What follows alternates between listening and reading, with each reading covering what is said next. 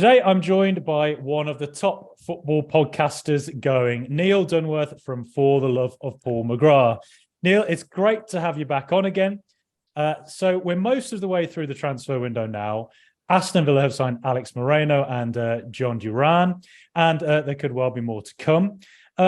What have you made of Aston Villa's transfer window so far?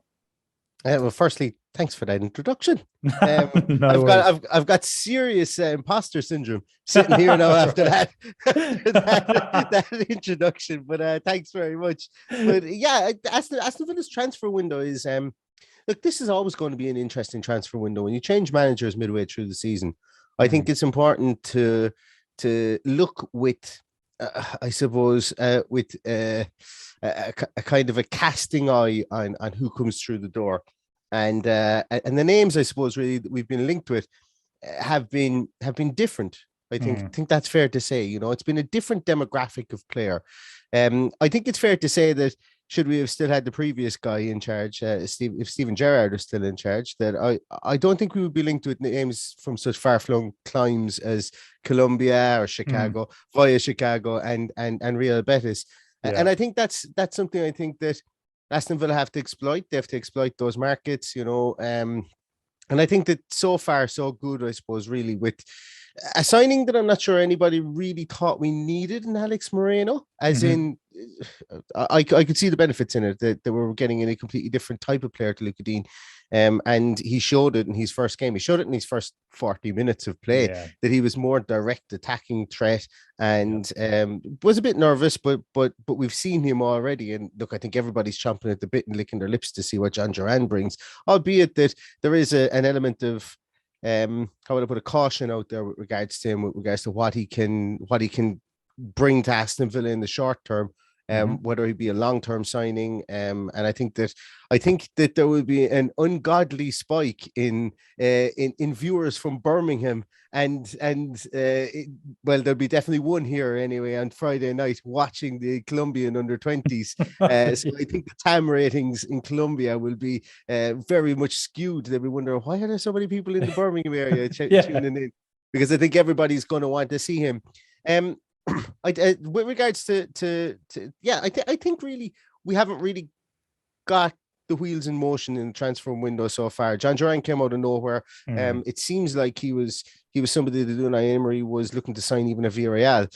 There's talks that people like Nicholas Jackson are on their way to Southampton. That I think was somebody that a lot of Villa fans thought that Emery might snap up, but I beginning to kind of move away from the thought process that Emery goes back to players that he had success with. Yeah. And, you know, we've got Naran Danjuma on the market, and he may very well just prove me completely wrong. Hey, he might have signed for Villa since we bloody started this. I'm waiting for the Instagram notification to come up right now, actually. Yeah. And it could have, like, it could happen, and I wouldn't be averse to that, but it's going to be really interesting last 12 days of the transfer, with 13 days of the transfer window, to see who does come through the door, and if at what areas I think that Unai Emery wants to strengthen. Yeah, for sure. It's very hard to predict who Villa are going to sign, considering that most of our signings tend to just appear out of nowhere. It's just Johan Lang smiling next to somebody who you're like, oh, we were after them. Great.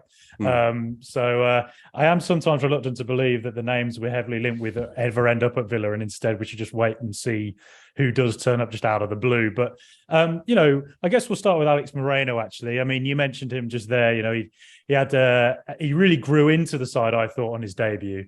And I think you're right. I think he almost looked a bit like he could be a winger at times, like he could play ahead of Luca Dean. And that is a tactic that I think Emery liked to use at Villarreal when he had two left backs playing, you know, one in front of the other, I guess. So you know, a lot of people would say we already had Luca Dean, but do you kind of see why Emery went for Moreno? I do. It's styles make fights, I think. Like one of the best, and oh my God, I can't remember who. I'm just blanked on who said it. Was one of the best descriptions of Luca Dean was Luca Dean gets on the end of the attack and is kind of like a stand and deliver guy. He's going to cross that ball in from 15 yards outside the box, and you know what you're getting from Luca Dean. Right. Rarely drives into the box. Álex Moreno had two shots, against Leeds in 81 minutes. You know, he was not afraid to drive into the box. He was not afraid to get to the edge of the box and cut that ball back. And he's just a completely different player. Yeah. And when you mentioned there that we could have both of those at times on the left-hand side, I wouldn't be too surprised if that was the actual plan for parts of this season. And then potentially, you know, to phase maybe somebody, maybe phase Luca Dino, because I think, you know, Luca Dino, fantastic crosser of the ball, but do we misuse those crosses considering we've got two strikers who don't score ahead of goals? Like it's all well and good having a fantastic having four tires or four wheels for a car, and then you've got a motorbike outside. You know, it just doesn't make sense when we do things like that. So with Álex Moreno coming in, we've gotten a glimpse. I think that yes, what we've seen is very, very enthralling and enticing. There's going to be video on him over the course of the next few days and weeks, over the next few weeks, should I say, next few games that we play. I would expect teams will cotton on to the fact that he's going to drive at them, and it'll be up to them to stop him. And I think that there will be days where he will maybe lose possession a small bit more when he does go on his dribbles, and I'm okay with that, as long as as you know, the structure and the way that Unai Emery wants us to defend can cover for that. But so far, so good with Álex Moreno. Fantastic signing, or fantastic first 81 minutes, and long may it continue in the Premier League. Yeah, totally. It was a really impressive start to his career. And then we sort of move on to Duran. I mean, again, I would say that came out of nowhere, but you did do a profile piece on him for your own podcast. So I am wondering if Johan Lang listened to that and thought, you know what? Let's get him in now. Neil knows what he's talking about. But no, I mean, what do you think he brings to Villa that we may not necessarily have in our current forward line? It's kind of hard to know. Yeah. But it's hard to know. And the reason I think it's hard to know is because he played with literally nobody around him in Chicago for Chicago Fire. They were a poor team. Everybody mentioned it. I Tom Boggart, and he said that, you know, they were a poor Chicago Fire team. They probably won't be much longer, considering they've raked in the cash from that goalkeeper that went to Chelsea and now this man. Yeah. But he is like, so what he'll bring will be probably more direct threat. Obviously, he's going to bring height. We have strikers that are 6 foot at the moment, but they're not very built. If that's the phrase I would use. It's just going to be a more direct threat that can play straight through the middle. I would imagine that if Unai Emery is going to play with those two strikers up top, I think it's very much experimental at the moment, with Leon Bailey being up there with Ollie Watkins. Mm-hmm. If Ollie Watkins doesn't start scoring goals, he's going to be rotated in and out of the team. Leon Bailey, as we know, can blow hot and cold on some days. Thankfully, I thought he was fantastic against Leeds, and long may that continue. Yeah. But I think Duran just gives you something different. And once again, we go back to the Álex Moreno comparison. He's something different. He's a kind of he's somebody that you can play the ball up to, that they can hold on to it. What I like about Jhon Duran is he shoots more. He has more shots per 90 minutes than our two strikers, an awful lot more. But he also works like a man possessed up top as well. And one thing I will say about the MLS is physical fitness in the MLS is quite high. Like, say what you like about American sports, they know how to get people super ultra mega fit. And he's very much able to get around the field up there and to use his body weight, his body size, his body composition up there as well. So maybe I think he has a lot of that work rate of an Ollie Watkins, albeit that I think Watkins' engine is unparalleled at times. You know, I think it's fantastic. The Jhon Duran may be able to come in there, but just give that maybe a bit more muscle up top. He's finishing. The more I've kind of watched of him, his finishing is very deft in the way that he opens his body. You can see he's a natural finisher. From the goals that he scored, he opens his body. Somebody likened him to Nicolas Anelka in the way he does that. And if we could get 50% of prime Nicolas Anelka out of Jhon Duran, I think we'll all be swinging from the rafters with delight, with our tops off, drinking cider or whatever we want to drink, so it'd be absolutely fantastic. So it'd be absolutely brilliant if we could get that. But I just think, once again, excuse me, that Unai Emery wants different types of players. He's tactically fluid in a lot of ways. And I think Jhon Duran fits that for a decent price. And look, there's an awful lot of teams that wanted to sign him because he's only turned 19 years of age and he's already 4,000 minutes played. Yeah, I mean, we heard the other day, Manchester United inquired about him, and a fair few other Premier League teams were in for him as well. So it does feel like a slightly unusual Aston Villa signing. Actually, it feels like something out of the blue and from South America as well. It's just something you're not associated with Villa. So exciting times indeed, I think. But you look at Villa at the moment. Is there any sort of part of the team where you think I wouldn't mind seeing some improvement there in the transfer window? I am probably going to cop a small bit of heat for this, but I would like a centre half. I would like a centre half. I know we've got Diego Carlos coming back, but I think I've seen enough and it's probably unfair of me to say this, but I would like to see more, I think is how I'm going to phrase it, of Chambers and Bednarak. I'd like to see them be able to offer more. I don't think they're going to be able to offer more in this system. So another centre half to tide us over, I think would be welcome. Obviously, there's no point in bringing in a sixth centre half. It would be consequent of somebody going out. Pace. I would like to see Pace then up top, maybe in the form of a winger or maybe another wide forward. I'm very high on the fit of a Guendouzi within this team, because I think if you've got a midfield that can outwork other teams, you always have a chance. You just do. Everybody used to say Liverpool's success was built on their fullbacks. The only reason their fullbacks could get up the field was because they had three people in midfield that worked like demons. And I think if you've Guendouzi, a Douglas Luiz who's really come into his own, and of course just the ghost in there in midfield that just glides around the field and always pops up in front of people and gets the ball off them, Boubacar Kamara, what a fantastic player. I think if you could really solidify that in what we can nearly call an interior of their midfield with a load of players, with three players under the age of 24, all on the up and all full of energy. I think that would be a real dream for me, to be honest. So if I was Unai Emery in the morning and I was saying my long-term need for me would be at centre half. My short-term need would be as maybe more pace in the wing positions. But I think if I had the choice between all the three positions, I would be prioritizing another midfielder to come in there, to have a rotation of midfielders that can maybe play that wide right or that wide left position, but also hunker down in the middle of midfield and make things difficult for teams and outwork teams in there too. Yeah, I think if Guendouzi, ever did come off, I think the tactical variety it can offer to the team is, quite special. Could potentially be a 3 with Douglas, ahead of Douglas Luiz and Kamara, a 4 as well. And he just has a certain bite and nastiness that I think for many years Aston Villa have probably lacked, to be honest. And we currently probably have it in Emi Martinez in goal.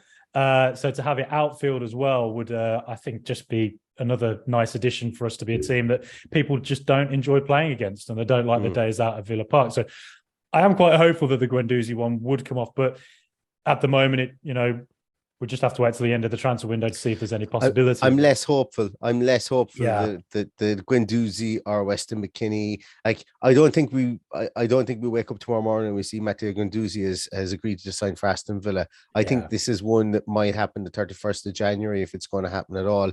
I'm less hopeful that we get that type of player in. Guendouzi or a Weston McKennie in through the door. I'm at the moment. Yeah, I'm with you on that, and but I think Deulofeu is another link that hasn't really gone away. He's at Udinese at the moment. He had a really good season last year in Serie A. Do you think there's any possibility of that one coming off? And could you see what he'd offer the team? Yes. When we talk about direct running, we talk about dribbling, we talk about players who are on the ascent, albeit that he's only a couple of months off 29 years of age, and I always caveat that. Just because it's important, I think it's important to not throw the baby out with bathwater. Said it. Yes, he can come in and give us 2 years, and we could be in 2 years in 2 years' time. We will have an overhaul of players like the likes of our backline will not be the same. our four backs will not be the same in 2 years' time. So it's important to kind of think about where that upheaval in that squad, I suppose that squad evolution is going to come from, and how like we will be concentrating on defensive purchases, I think, in June. I think that's where we will look at. So when I say about Gerard Deulofeu, he's coming up in 29, but if you look at his career, he's got steadily better from the years of when he was 19 to 21, playing with Everton in the Premier League when he first joined the Premier League. He's coming off the back of Barcelona B appearances. I think he was a naive player within the Premier League structures at that stage. Then he goes out on loan, he comes back and he goes to Watford. And I think at Watford, people slept on his ability at Watford a good bit. I think it was the 2019 or maybe the 2019 or the 2020 season where he actually scored 10 goals for Watford. Yeah. And that got him his move to Udinese. Now I know there is a tie between Udinese and the Watford owners, but since he's gone back to Serie A, a league which, people talked about Jhon Duran scoring against bad defenses and bad goalkeepers, and people talk about in Ligue 1 whenever people are linked to a striker in Ligue 1, they say, "Oh yeah, but defenses are poor there." You can't really say that about Serie A because essentially it's built on defense, and catenaccio. So Deulofeu's gone back there. He's assisted quite a lot and he scored quite a lot as well.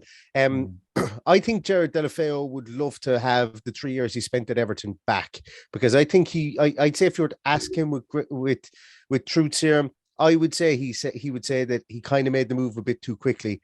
And now he's actually matured into the player he probably could have been 2 or 3 years ago. And when he was getting Spanish plaudits in 2018, and I think he's 4 games played for Spain, but that's all dried up now.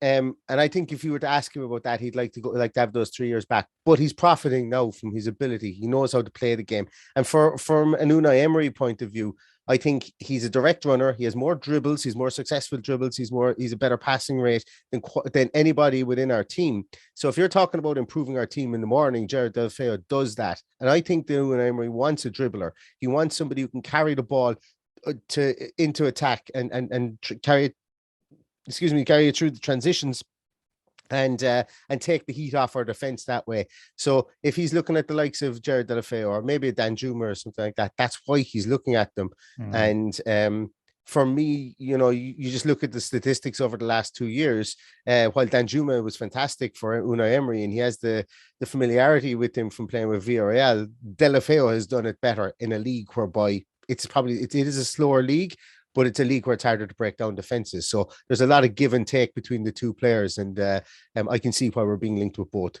Yeah, I think I'd certainly be excited if he did turn up. And as you say, I think maybe some fans the views are slightly coloured by when he was at Everton a long time ago, where he was all right. But it was at Watford. I remember an FA Cup semi-final goal against Wolves. It was an absolutely fantastic finish. So. Yeah, and he's only got better since. So yeah, I'd be excited by it. But, you mentioned the man himself, Unai Emery. I'm very excited by him. I'm excited the fact we have a manager who's won so much in Europe and managed, such elite level clubs. Now managing Villa. What have you made of his reign so far? It's been. I would. In the league, I think it's fair to say it's been near flawless. Yeah. It's funny because I was less annoyed about the first half against Wolves as I was about the loss against Liverpool, because, and I keep on coming back to it and I keep on talking about it, because this will tell you where we are now under Unai Emery, is that we have a puncher's chance against anybody.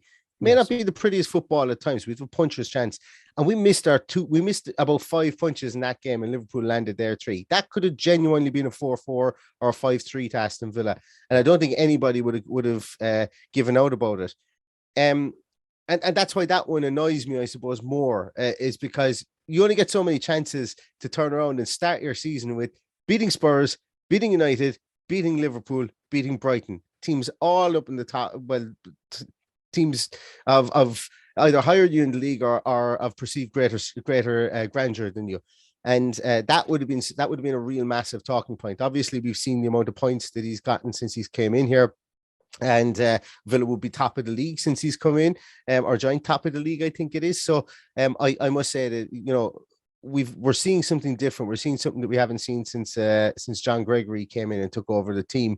And while both of them have the most beautiful black hair, jet black, lovely hair that they can style in such fantastic ways, I think Unai Emery is doing it his way, just like John Gregory did. Now, obviously, I've neglected to mention the Stevenage game, and for me, I think I'm probably an outlier where I put the performance of the players. I think a manager has to trust his squad, and I think that I was okay with the changes that were made. Mm-hmm. I wasn't okay with the level of battle that was shown by the players in those last 5 minutes. Like, that game should have been a draw. I'm at peace with the fact that we conceded a goal against Stevenage. I'm not at peace with the fact that we conceded 2 in 4 minutes or whatever it was, and that showed such a lack of leadership. And I think that there will be repercussions for some of those players, and we may not see them for a long time for Aston Villa again, if ever. You know, and you know, the cookie has to crumble at some stage. You know, and Unai Emery seems like he's not afraid to pull the trigger on those guys that are underperforming. Yeah, totally. I agree. I think the Stevenage game, you know, quite rarely do I sort of say, you know, it's on the players are to blame, blah, blah, blah, because a lot of the time it is just the system that players have been put in. And I do think that by and large players actually are trying almost most of the time. But I really think that Stevenage game was a good example of where players resting on the laurels, you know, the final goal, jogging out to stop him from the corner, and Dendoncker just kind of asleep, really, when he had possession of the ball and losing it. I just think that was a player issue, and Emery had every right to trust every single one of them Premier League players who was on the pitch that they should get the job done, even if they don't play together as a first 11 that regularly. So yeah, totally with you on that Stevenage game. And as you say, I think there will be repercussions for a few players after that game, really. But you know, do you think Emery might be the guy who can finally get Villa not just potentially back into the top half, which would be very nice, but also, you know, potentially Europe itself?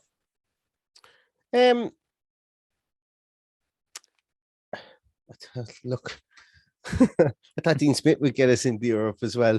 I'm sure if somebody goes back and clips out of one of the podcasts where we won like 3 in a row under Steven Gerrard, I was like, hey guys, we can get into Europe. So I think I'm always going to think any manager that we have is going to bring us into Europe. But I think that the early signs of an Unai Emery, the tactical nous that he's shown in these games is kind of, it's almost how you do it to almost negate a honeymoon period, if that makes sense. That new manager bounce. I don't think you could. Some of the tactics we've played have been very stifling tactics. Now, once again, I will come out and I will always say this, that if people are giving out about the way that Unai Emery has played, you'd never watched him manage Villarreal. Absolutely never, ever watched him manage Villarreal. He knows how to clog up the park, and also for pundits, excuse me, to give out. Apologies. For pundits to give out about six in defense at times. Jose Mourinho won cup after cup after cup about it. No one ever really kind of gave out about him at the time.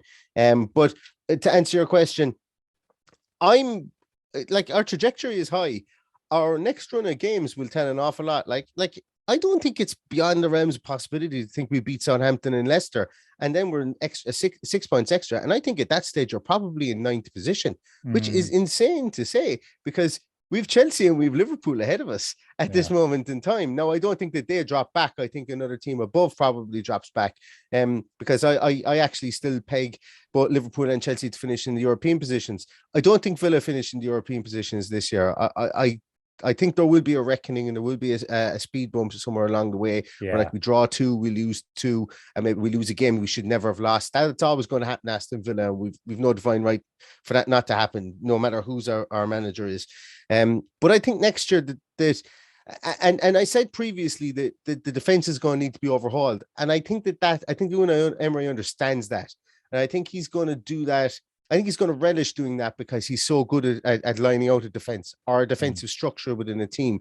So when we have a Luke Dean and Ashley Young, who's probably going to get another contract and play on till 38, yet again making me look like an idiot, because he's only like a month younger than me, I think. And My God, like, please retire, because I feel bad every time I see you. Yeah. But we've got him, and then you've got the two centre halves, I suppose, who I'll call Diego Carlos, who's going to be 31, maybe going on 32 next year, and Tyrone Mings is the same. By the way, Tyrone Mings only has a short term left in his contract as well, so that's something to look at. I think over the next 2 years that there will be big changes in that back four, and I think Unai Emery is the man to do it, and I think he's going to relish doing that, because if he can solidify the midfield in this transfer window, or maybe in June, get a young core in there, build us up the league as far as we can go, and then have a real crack at making a rock solid defense, then I think that we could probably look at this and go, guys, if you can't beat us, then we're always winning a chance to get into Europe. Yeah, that's kind of just exactly where I sit on it as well. And I think that Tottenham game, the 2-0 away, I know Tottenham are in very, well, not good form at the moment. But the way we played them suggested to me that maybe Villa might be a team that are just awkward to play against for, some of the top sides. Yep. So you can, we've got Man City away in a few weeks, and who knows, City could win 5-0. That's just the way they are. But, at the same time, I have enough confidence in Emery's tactics and Villa's players to think we actually could go there and cause them quite a few more problems than we usually do. So that'll be, I think, for me, quite interesting to watch going forward, how we play away at the top teams. I think that might be somewhere where we kind of become a sort of awkward presence.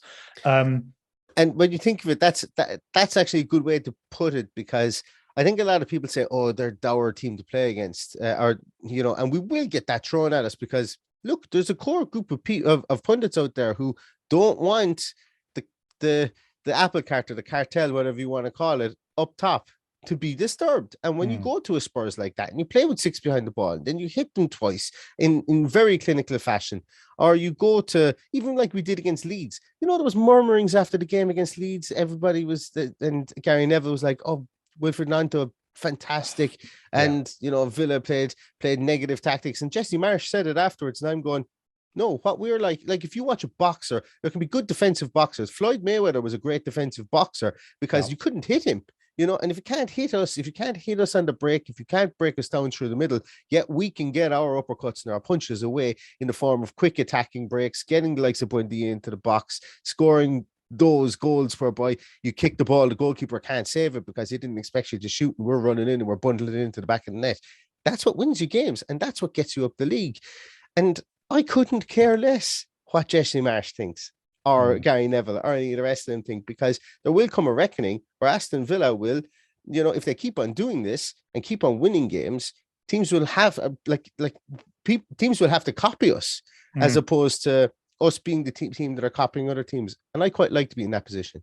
I totally agree. And it's like, for years, I've just wanted to see Villa be a team that, Manchester United and Tottenham don't turn up to Villa Park and think, easy, it's a nice day out, we'll just, we'll outplay them and get the goal we need and outfight them.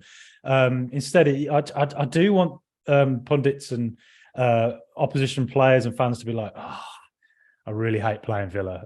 There's just something about them, And, you mentioned that Leeds game, and obviously, Gary Neville was very praiseworthy of Nonto, and Nonto was good. I think Ashley Young was excellent. But for me, I thought the player that stood out was not just Martinez for the saves he made, but Boubacar Kamara. I wanted to mention him to you. What have you made of him? As far as I've seen, what a signing he's been. Oh, thank you, Mr. Gerard. Whoever pressed the button on him. And I have to believe it was Steven Gerrard, because I always come back to that clip that, you can think about maybe some of the post-match and some of the pre-match stuff that Gerrard said that just made no sense. But what I always look back is that he must have this kind of empathetic or human demeanor as well, outside of having a camera shoved in his face, and outside of having have to put up that competitive shield at all times, because I will never forget that video when Boubacar Kamara came in and he shook hands with him and he spoke to him. He said, "Oh, Bouba, good to see you." Then he said, "Where's your dad? Where's your dad? I want to see your dad. I want to talk to your dad." I like that stuff. I think that it's very important. I think a family aspect of it, especially when you're bringing a young kid over, 21 years of age. Coming into a place where he doesn't know the language. you know, you really got to woo the dad and the mom in that situation there. And you got to make sure that they feel comfortable with you, because essentially they're still entrusting their kid into your hands, albeit that you're going to pay him shed loads of cash and you're going to set their family and generations of their family up for forever. You know, they still want to make sure that you're not going to exploit that, exploit his career or maybe ruin his career. I like that. And there have been other stories that we've heard as well of Steven Gerrard having that hands-on approach of, I'll go to your house to talk to you. I'll sit down with a cup of tea with you and your parents in your kitchen and we'll trash it out. And if it happens, it happens. If it doesn't, it doesn't. And that's okay. And so fair play to Steven Gerrard for that. But I went off on a tangent. But answering your question there, Frankie, about Boubacar Kamara, he's just an effortless player. Yes. And it's great to see that he he was in the wrong position when he broke for that goal against Leeds. I don't care what anyone says. There is no way that Boubacar Kamara should have been in that position. But on the other side, he was the only player that was alert to the fact that, hey, there's a break on here. He was on the edge of the area and he goes, there's a break on here. He took 5 or 6 steps forward. Next thing he receives the ball and he was gone like lightning. And I castigated him for not letting the ball go a bit earlier to Bailey, but he let it go at the right time because obviously we scored a goal from it. But things that he does is he doesn't dive into tackles. He's able to take the ball from players. Players don't know he's around the place. He's wearing slippers inside there. You know, he's like a ninja inside there. The way he comes from the back of people, takes the ball off them, and he's been pretty decent in the air as well. And yeah, like he's going to be a player that other fans are going to kind of go, he's not that good, is he? And we'd be looking at him going, man, we've seen him for the last 20 games. He's really good. He's really good. And long may it continue. And somebody tie him down. Give him, excuse me, give him a contract every 6 months if you need to, but tie him down for life. Yeah, please do, because he's what a start he's had. He just looks like the perfect CDM, really, which we've been screaming out for years at Villa. So Neil, it's been absolutely brilliant to have you on. Before you do go, can I just find, I'm sure almost everybody who's listening and watching this has watches your, or listens to For the Love of Paul McGrath. But for those who maybe haven't, where can we find you online? Yeah, I do most of my business under the cover of darkness on Twitter, in whatever that is at the moment. And you can find me at Love McGrath Pod there. As I say, we do a number of podcasts each week, sometimes 4, sometimes 5, sometimes 6, depending on what news breaks. But as I say, you find us on YouTube, For the Love of Paul McGrath Podcast, and any of the podcast providers there. And thanks so much, Frankie, for having me on. I really appreciate it. It's always great to talk to you. Yeah, always great to talk to you as well. And of course, my grandma's from Limerick, as you are yourself. So it's a place very close to my heart. And when I tell my dad that I spoke to someone from Limerick, he'll immediately have to know every detail about you. So yeah, that's how it goes. Get him on the next podcast. Get him on the next podcast so we can chat to him. He'd just sit there in silence, not knowing what to say, I think. Right. Well, Neil, it was brilliant to have you on, and have a good day. Excellent. Thanks, Frankie. And up the Villa.